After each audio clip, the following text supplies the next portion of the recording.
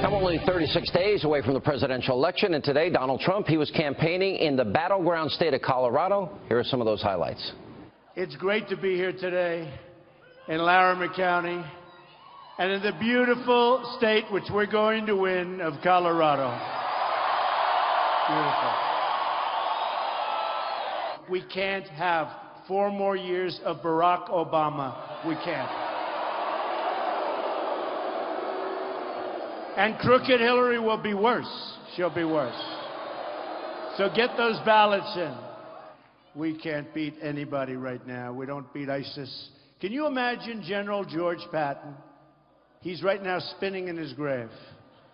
Can you imagine this? Can you imagine General Douglas MacArthur?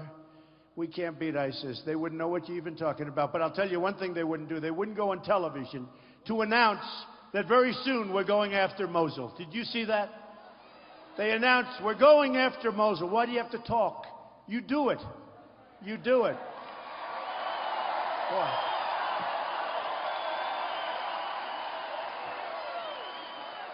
Then you have the leaders of ISIS, a lot of them in Mosul. They say, you know, we're getting out of here now because they announced, so we'll go through the whole thing. Death and destruction, and it won't be the success it should be. They've got to keep their mouths shut and get it done.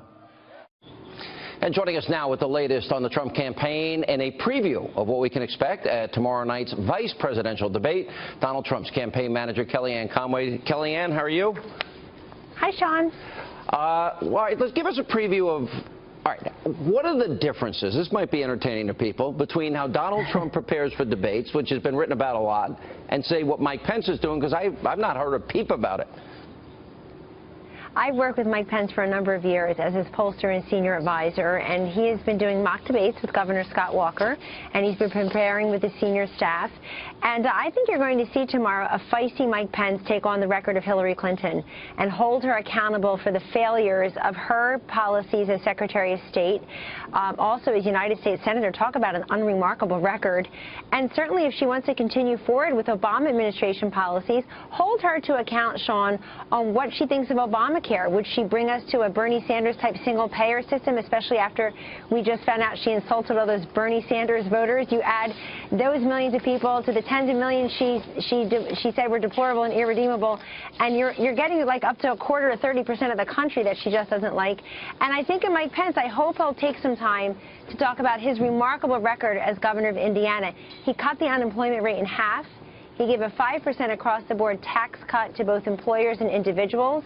He has an unbelievable record on manufacturing jobs. He expanded school choice and charters. He came up with an innovative free market plan in response to Obamacare called the Healthy Indiana Plan. And he's a great guy. And he's trusted by people. He has 12 years in Congress, including 10 years in the Foreign Relations Committee. When he was as governor of Indiana, he's cut the unemployment rate. Tim Kaine, it went up when he was governor of Virginia. Right there, you've got a great talker.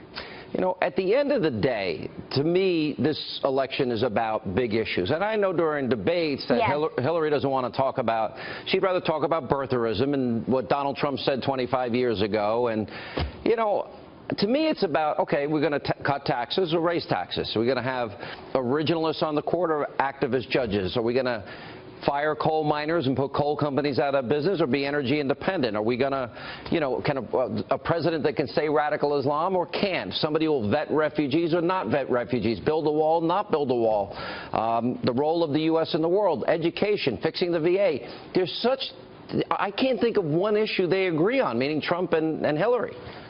That's right. There's such a contrast. And you're right, Sean, at the fundamental level, this election is about what it's always been about.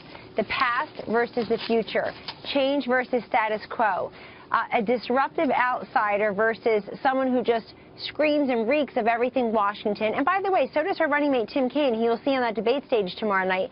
Between Tim Kaine and Hillary Clinton, you're talking about decades and decades and decades of being in the government, being on the government payroll, getting a really nice health care that most Americans can't access, and pensions to boot.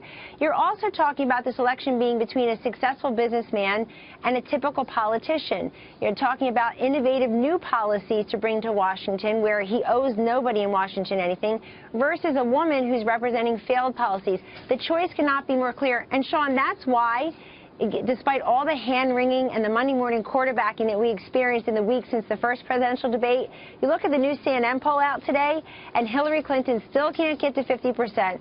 They're still within the margins of error. In the CNN poll of polls, Clinton 44, Trump 42. She's at 53% among women. Do you know how hard she has tried to say that Donald Trump takes the wings off of butterflies to women? And she's at 53%. She's at 53% among women, and yet she's running as the first female president. They have a problem with this woman being president. Something's not working. Something's holding people back. So a week from yesterday, this coming Sunday, they will have their second debate. Yes. And it was interesting going into the first debate because a lot of people wanted to see, is Donald Trump going to hold his fire? Now that Hillary has come out with both barrels and she doesn't want to talk about the economy or protecting the homeland, but all she wants to do is make this election about Donald Trump left a lot on the table. The email server, lying about Benghazi, abandoning troops that were out in the field, her supporting Obama's failed economic policies, the $6 billion she lost as Secretary of State, horrible foreign policy problems. Are we going to see more of that, do you think, in the next debate? You will, and remember, this is a town hall format, Sean, where many of those questions will come from the audience. I think it's a great format for Donald Trump, who every single day, as you just showed in your clip, is out there on the stump engaging with people. That's where he loves. He gets oxygen from the people. It's a great format for him.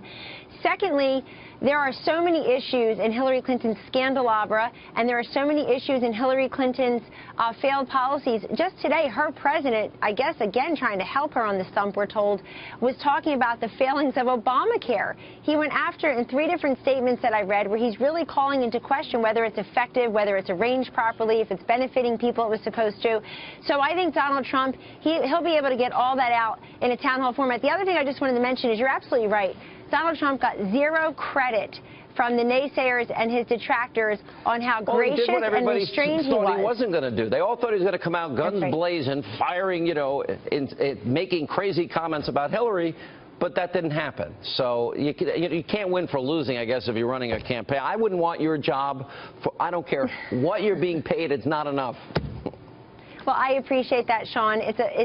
I just want to say this about the debates, though. I think we're also missing the things that Donald Trump did say successfully last week in that first debate.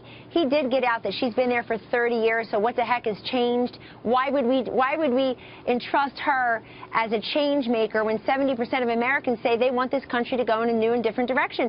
What possibly credentials her to make that change? He talked about her failures on trade. He talked about the fact that she and her boss, President Obama, had created a vacuum in which ISIS arrived. But you're right, to put onto the table all of the Hillary Clinton problems and put them out there and weave them into his answers, I think you're going to see a lot of that next Sunday. We're really excited for Mike Pence tomorrow and for Donald Trump next Sunday. All right, Kellyanne, thanks for being with us.